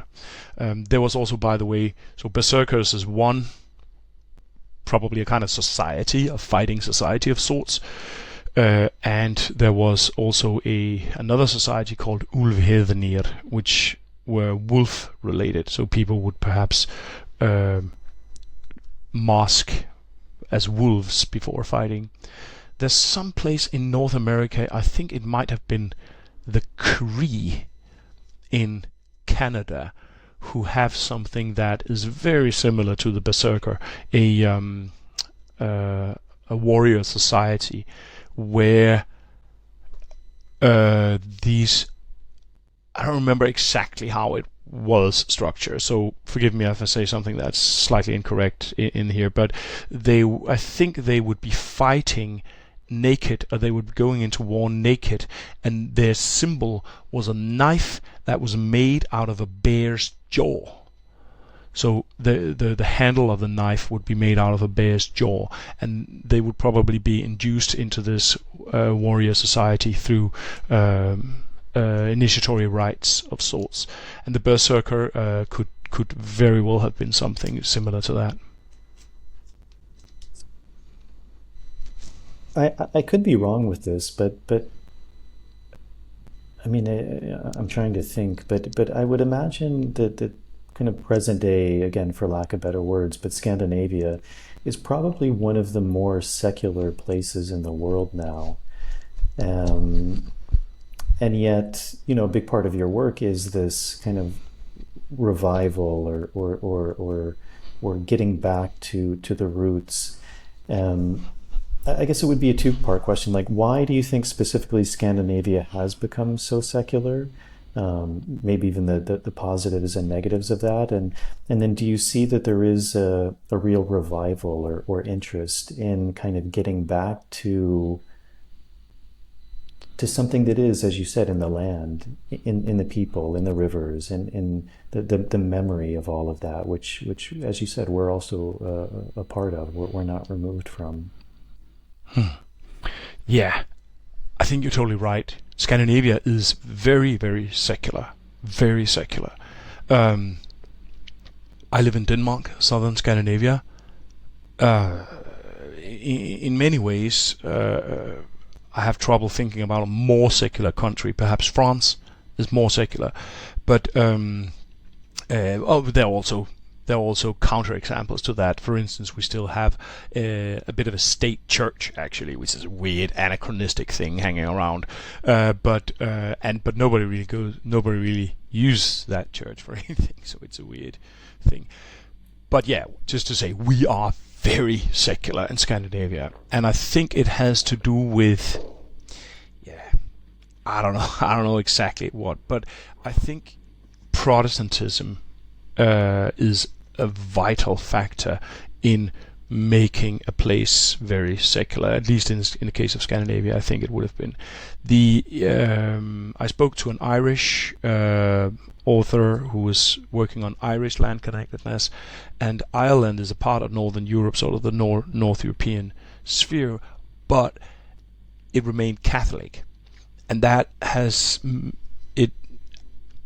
Catholicism, where it has certainly had very destructive aspects in some way, even abusive aspects that you sometimes find in Catholicism, it also has had a bit of a tendency to be somewhat less destructive to land connectedness than Protestantism. Like, Protestantism is just like a culture side on land connectedness, whereas Catholicism is a little bit more like, let's just continue having that sacred source there and call it something else. Oh, you have a goddess named Bridget? Let's call her Saint Bridget. And that means that in some ways Scandinavia has been gone very far down the road of modernization, particularly southern Scandinavia. There might also be something about our cultural history that kind of has promoted this particular movement, but let me not get too far into that. Yet there's another side, and that is that Scandinavia has historically been a little bit far from the European centers. Most iconically in the case of Iceland, which is just this amazing case of European, sort of a cluster of Europeans that just were so far away that it is as if it was difficult for the powers that were to sort of really control that place. And that means that in Iceland you have very, very live animist perceptions, and it is also the place from which we know the Nordic pre-Christian culture, because the kind of Christianity that came to dominate Iceland had to be a little bit more lenient. So at a point of time where you could, probably be burned at the stake for breathing at the wrong place in the Lord's Prayer, in Iceland they were like, well, let's write down heathen poetry. So we have this whole amazing cultural heritage that was saved for posterity by these people who were simultaneously very far away, yet incredibly literate and intellectual, and basically created a whole world literature of an amazing level of literacy. And so that is part of that's part of the story, that there is one thing is that we have in many ways become very secular, but there's also distance to modernity. And you can also find that a bit of that in mainland Scandinavia. I think when I interact with Norwegians, for instance, I sense that Norwegians, I mean, it sounds weird, but I sense that Norwegians have a stronger animist sort of perception even than Danes, which Danes are probably some of the thick-headedest Europeans there are, but Norwegians, there are distant places in Norway where, you know, the powers that were didn't really manage to reach their tentacles all the way out there and strangle the last bits of animism out of people in quite the same way as in more central parts in Europe. So, and they have, now I just take Norway as an example, there is beautiful culture, ways of singing that are very powerful and beautiful, also an enormous lore about plants, for instance, that exists there. I could probably say similar things about Sweden. Like, Sweden has some of the most amazing examples of, for instance, surviving pre-Christian practices. There's been cases of, I would say, fairly clear-cut pre-Christian shamanism that was practiced down fairly close to our age in parts of Sweden, and so so in places like Norway and Sweden, where there is this, you know, you sense there's a proximity between an almost a little bit of a militant modernity and this other thing that is there. In Sweden, many people will be telling you that the grandmothers, you know, were, you know, warning them about elves in the forests. If you go through the forest at night, you have to be careful, and you shouldn't just pee anywhere if you're in nature, because there can be little people there, and they're gonna get angry if you pee in their house, you know, these kind of things. And so Scandinavia has a little bit a funny tension, I think, between, on the one hand, having a bit of animist tradition, and on the other hand, being rather modernized in many ways. So many people, just from I think Europe and in the US in general, it seems like, again, for many reasons, have been cut off from their traditions, and especially in the 60s, the 70s, that there was a real, as you said, kind of this diaspora going outside of our cultures to find answers to these very human questions, going to India, going to Tibet, learning about these Eastern traditions. But it was always this thing of then, well, but that's not exactly mine too. Like, what is my place in that? And I think that's something very fascinating that you're doing, is this idea of going back into, maybe even rebirthing in a new way, traditions, again, of the land of where people are actually from. Do you see a real resurgence of interest in that? Do you see people maybe also realizing that with this kind of, as you said, maybe to an extreme, even this kind of militant modernity, are also realizing that there's something maybe that they are lacking, that modernity isn't giving them all of the answers to their questions, and they are looking, even in a spiritual, maybe for lack of better words, but a spiritual way, that they're also not necessarily finding, or they're realizing there's a limit in taking that from other cultures, and this desire to maybe go back to more traditional, or remembering the past, remembering history, remembering the wisdom that is in these traditions, that is in the land, and an increasing interest in Scandinavia for that? Yeah, I think there is an increasing interest, and I think it's all over the world, actually. If you look at earth-focused spiritualities as kind of a general cluster of worldviews, then they are experiencing a steep rise in this historic moment. You see African Americans turning en masse towards Afro-diasporic and Afro-traditional religiosities. You see Eastern Europeans and Baltics, Slavics super involved in their respective paganisms or neo-paganisms. You see it among indigenous peoples all over the planet, that they are turning towards their own. I mean, many indigenous peoples may have been exposed to Christianization and so on, but today many of them are turning towards these earth-focused religiosities. So I certainly think that there is a resurgence going on. I would also say, by the way, that when you talk about the whole thing about going to India and visiting these kind of places, or different places, like you've been to Amazonia, that I've done that too, and I think a lot of us have done that. Interestingly, in Nordic traditional knowledge, there's a concept for that, which is finfara, fin-faring.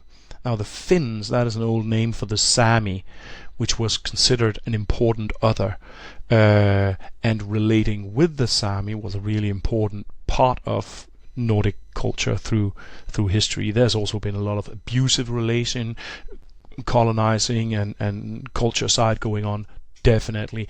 But right now I'm talking about a slightly different aspect. If you go all the way back to the pre-Christian era, you find that that when Christianity was implemented in Norway, Christianizers wanted to abolish something called finfara, finfaring, visiting the Sami, which according to these Norwegian laws, it seems that people did that to develop their shamanic practice or their animist knowledge somehow. So visiting Sami was a protocol for, or probably a protocol for, interacting with other peoples in order to grow spiritual knowledge. Now, that wasn't considered weird because people hadn't become nationalist yet. Today, our way of perceiving culture and cultural interaction is very, very sort of bogged down by nationalism. And I'm also talking about the left wing here. The identitarian left has this kind of dirty little secret that it's very nationalist in its way of perceiving human culture. Human culture is perceived as these monolithic, closed, entropic holes where there's a uniform cultural mass inside a container, and these containers, transgression between these containers are not possible, and if it is done anyway, it is faced with steep reactions. And I think and that is not because we shouldn't be extremely respectful in cultural exchange. It's also not because we shouldn't be extremely aware of white privilege and how white entitlement can lead to abusive patterns in cultural exchange. We should, but cultural exchange has to be possible. If it's not possible, we have become fucking fascists. And so that is extremely important, that we stay in a space of understanding human interaction where cultural exchange remain a possibility. And like I have in many ways, I have learned to think about my own culture because I did my Ph.D. And I went to Brazil and learned from people who practiced Afro-Brazilian religion. I mean, you could say I'm thinking about Nordic culture in a way that is inspired by how candomblé priestesses think about their cultural background. It's not always completely visible in sort of the surface communication on my channel, but it's actually what I'm trying to do. Now, these people have built these very, very strong and very culturally resilient, you could almost call it safe spaces in modernity, where when you are inside the what they call an ileache, a space of a spirit space, a space of power, then you are in what you would call you can almost call it a spiritual safe space. And that is something that they have built the capacity to do because they have been faced with some of the most harsh and like unimaginably brutal oppression that has existed during colonization. I think that these ways of building safe spaces have an incredible capacity to basically lend what I call a counter-modern way of operating in the world to other humans. Some people are already applying it. You have indigenous Americans in Brazil who are applying Afro-Brazilian spiritual technologies in recovering their indigenous American spirituality, because they've been exposed to very violent colonization, so they lost a lot of their traditional culture. So this is just to say, I think that it's important I think there is an incredible resurgence that moves today, but it's important that it does not end in nationalist categories where we would end up being white nationalists, but that it learns from indigenous modes of connectivity as the base of how to grow and continuously reinvent culture into our age. Because if you look at how indigenous groups are operating culturally, you see that they are in fact very interlinked.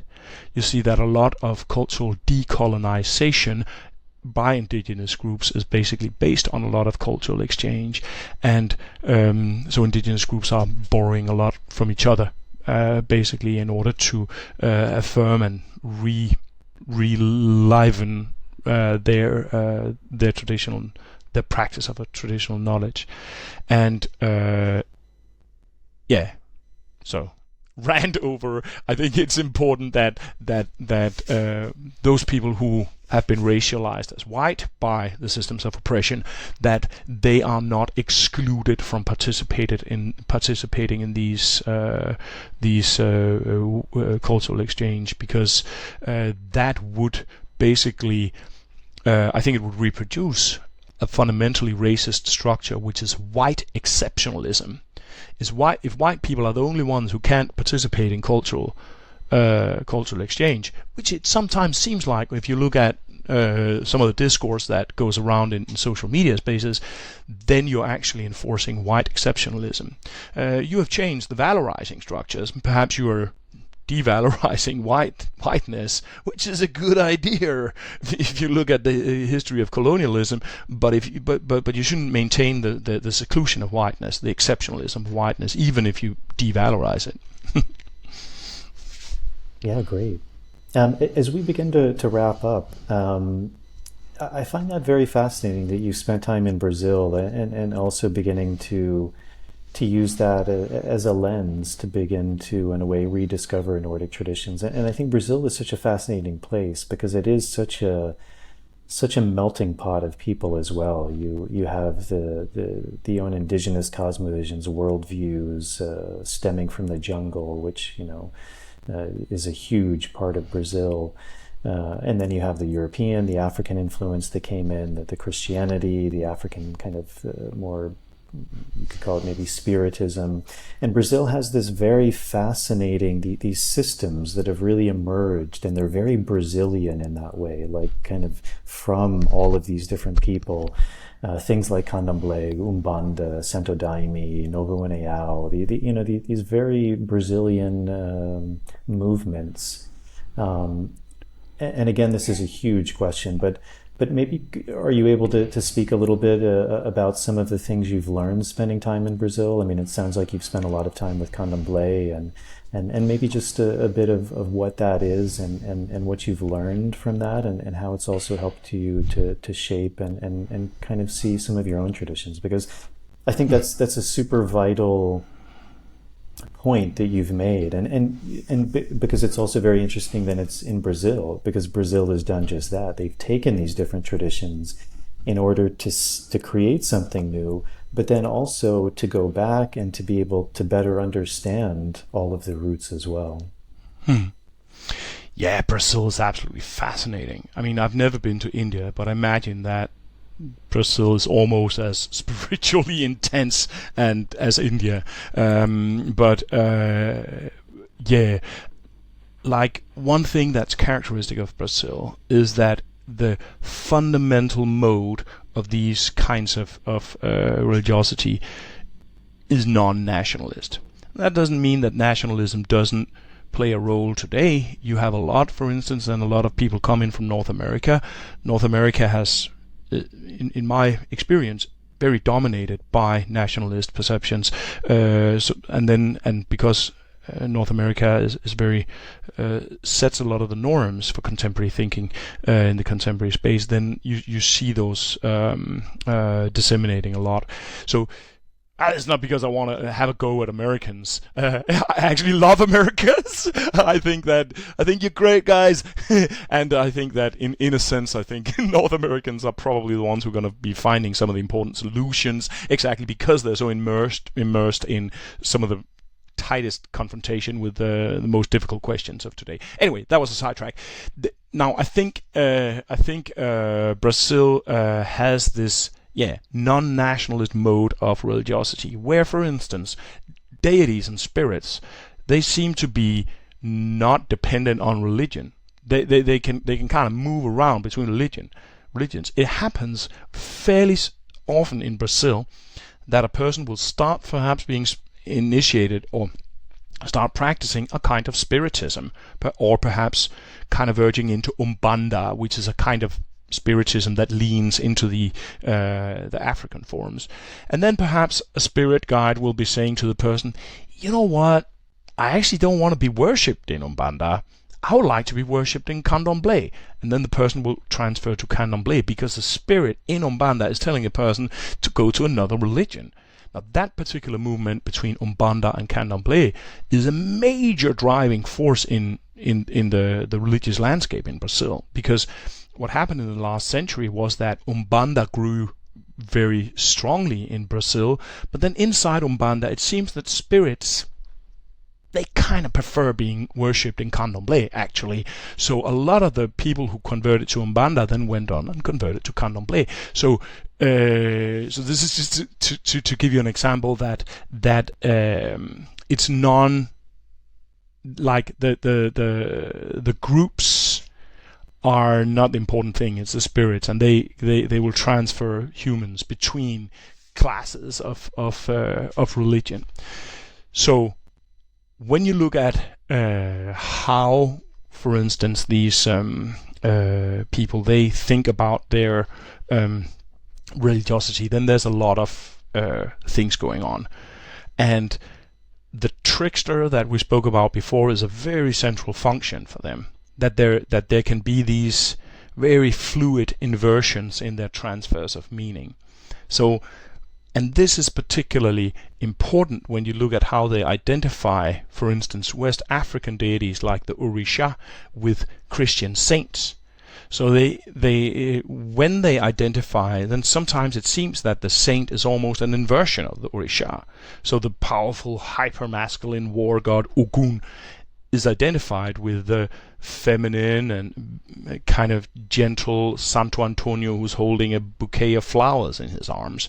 Or the also powerful and masculine hunter god Oshosi, who's shooting a bow and arrow, is identified with the also kind of feminine Saint Sebastian, who's pierced by arrow and tied to a tree.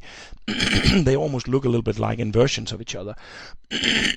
That is a trickster function in the identification between these African deities and the saints, or the symbolism of the culture, the dominant culture and power. And that is a particular function that you can see that it has really worked in all kinds of ways to safeguard the powerful animist technology of the West African peoples. Now, if you look with a similar eye on North European cultural history, you'll see that it seems that people have been doing something similar in the early Middle Ages, that when people started to become Christian, then, interestingly, a whole cluster of saints emerged that seems almost identical, or they have too remarkable for it to be a coincidence, similarities with heathen deities. So it's slightly different. They didn't identify the god of fertility Frey with an existing Christian saint, but a saint certainly emerged that is so similar to Frey that it's too remarkable to be a coincidence. And that happened in different places around Northern Europe.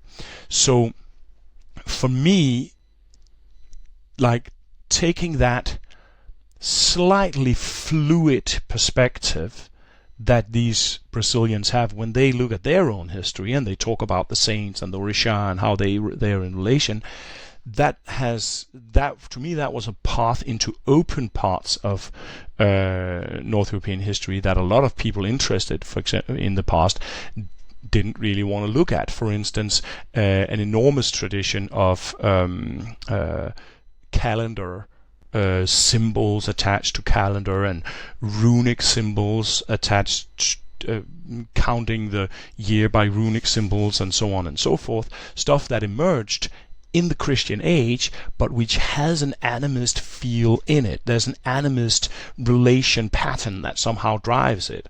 So I was inspired by the Brazilians in basically saying, well, we can engage that as an expression of animism. It doesn't really matter that much that this stuff may have emerged in a Christian age. Some of these symbolisms of these primstaffs that mark specific holidays might even be Christian symbols. They might even be Christian holidays. Who cares? If they are vessels for a kind of land connectivity, then they are, or if they can be a vessel for a kind of land connectivity through talking and thinking about them in consistent ways that has integrity, then we are opening this part of cultural history to renewing flow of engagement into our time. So maybe one last question. So your name is Rune. Is that a name you gave yourself? Is it a birth name? Because also, and maybe it's something you can talk about, is this idea which you just used also, the word rune, that seems to also be kind of one of these pillars of Nordic philosophy. So is that something you can maybe speak about as well? Like what are the runes? What does that symbolize? Are there practices around that? And why is that so important?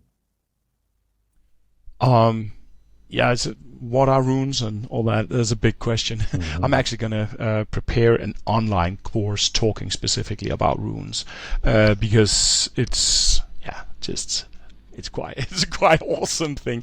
But I'm just called Rune because my parents gave me that name. It's a fairly normal name in Scandinavia. In the 19th century, Scandinavian communities started having these nationalist movements, actually, in which many started to retake, for instance, Viking names such as Rune, and give them to their children.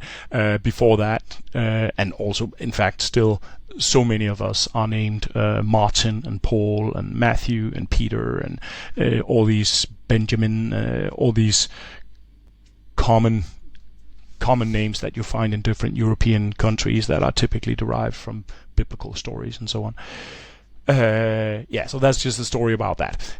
Runes themselves is a huge issue. They're a writing system that has emerged around the 1st century CE and then developed up through the coming millennia to be this writing system. But the interesting thing about runes is also that each rune has meaning.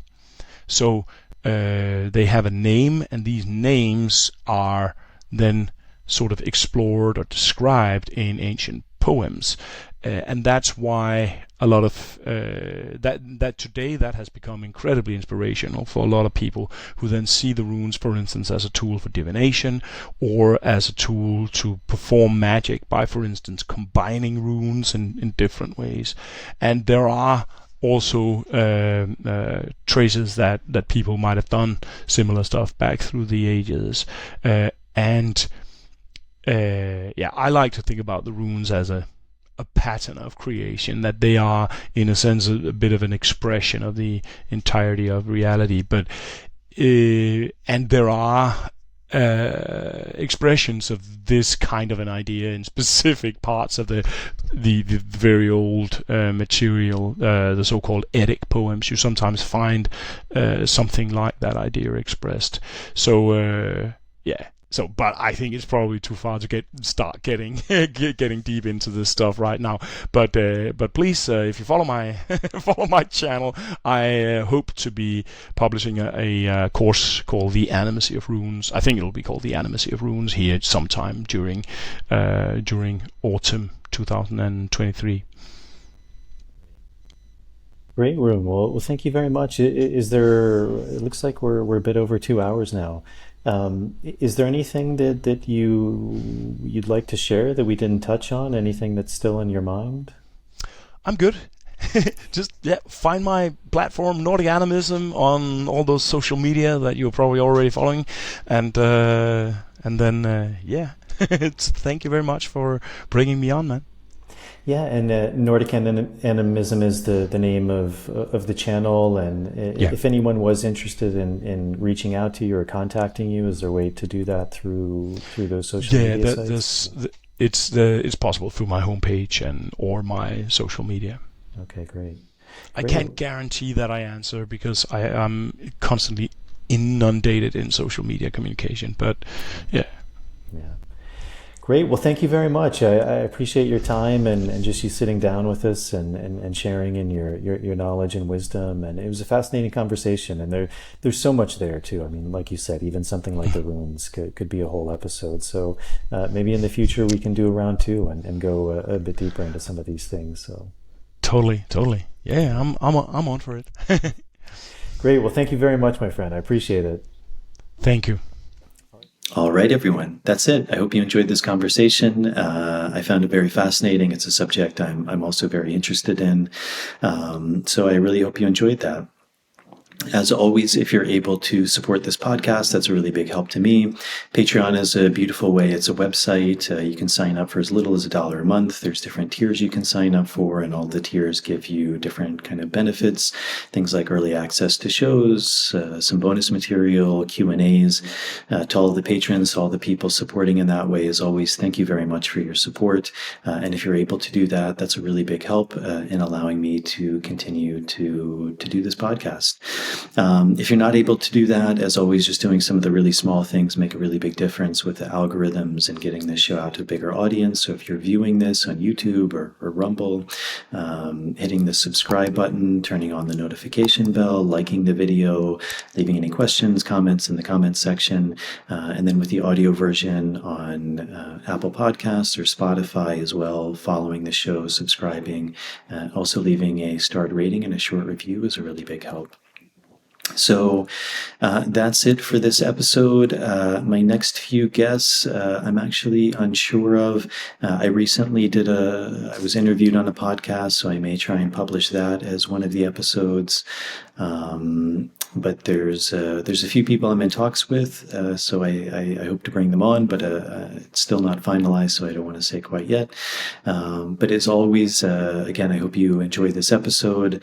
Thank you all for tuning in, for supporting the work I'm doing. I hope this finds you all well, and I will see you all on the next episode.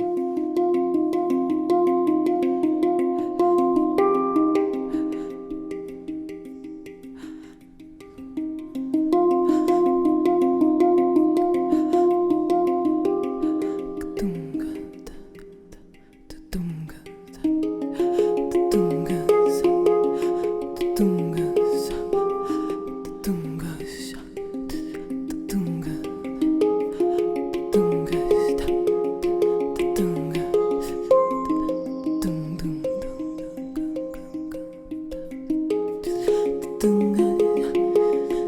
do.